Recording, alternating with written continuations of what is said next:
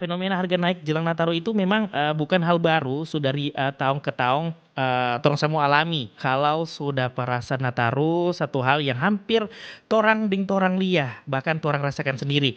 Harga naik dari bahan pokok, bumbu dapur, daging ikan, sampai kebutuhan rumah tangga. Seakan-akan tiap jelang Natal dan Tahun Baru harga naik itu su jadi tradisi, su jadi budaya juga. Nah di pasar, torang deng ibu-ibu biasa, bilang itu tiap Nataru pasti, begini ya, naik ini itu. Dan torang sebagai juga, pembeli maupun ibu-ibu juga ataupun semua mau tidak mau tetap beli karena Natal itu momen sakral, momen keluarga, momen berbagi.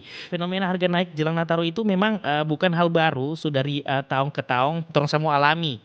Permintaan meningkat, stok terbatas, ongkos distribusi naik juga, dan kadang ada juga manfaat, situasi.